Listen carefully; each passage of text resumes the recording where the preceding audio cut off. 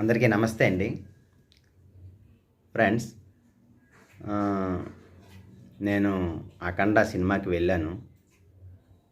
నాకైతే మాత్రం చాలా చాలా బాగా నచ్చింది.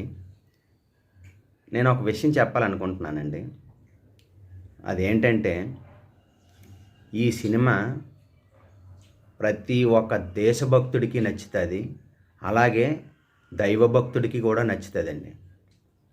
సినిమా బోయపాటి శ్రీను గారు నిజంగా ఆయన దమ్ము నిజంగా ఆయన గురించి చెప్పాలంటే ఆయన గట్స్ నిజంగా గ్రేట్ అండి. ఎందుకంటే ఒక ఏకపక్షంగా అంటే మనం చాలామంది ఆలోచిస్తాం ఏంటంటే ముస్లిం మనోభావాలు దెబ్బతింటాయి, క్రిస్టియన్ మనోభావాలు దెబ్బతింటాయి. చాలామంది అలా ఉంటారు. నీ మతాన్ని నువ్వు గౌరవించుకొని చెప్పడం కోసం ఎందుకు దెబ్బతింటాయి? అంతే కదండి.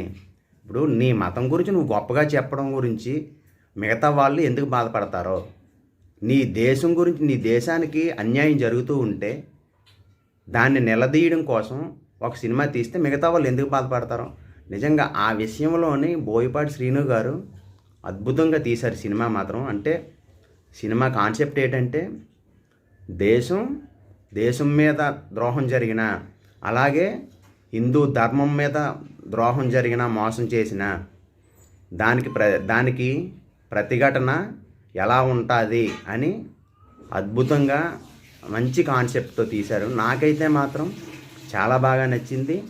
మీరు కూడా ప్రతి ఒక్క హిందువు తన ఫ్యామిలీస్తో, మెయిన్ పిల్లల్ని తీసుకొని వెళ్ళండి. ఎందుకంటే చాలామంది ఈ రోజుల్లోనే దేవుడు లేడు, ఏమీ లేడు అని అన్నట్టుగా జీవితాన్ని గడిపేస్తున్నారు. కాబట్టి ఏంటంటే ఒకసారి మీ పిల్లల్ని కూడా తీసుకొని వెళ్ళి చూపిస్తే సినిమాని మీకు అర్థమవుతుంది. పిల్లలకి కూడా అంటే మన సాంప్రదాయాలు అంటే ఏంటి కొంచెం వివరించే ప్రయత్నం చేశారనమాట ఆ సినిమాలోనే. మనం చేసే తప్పులేంటి అవి కూడా ప్రశ్నించారనమాట. కాబట్టి వీలైనంత మట్టుకు ప్రతి ఒక్క హిందువు కూడా అఖండ తాండవం ఈ సినిమాని చూసి ఎలాగుందో కామెంట్ చేయండి.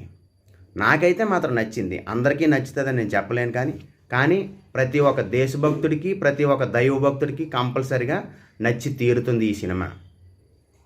జై హింద్, భారత్ మాతాకి జై.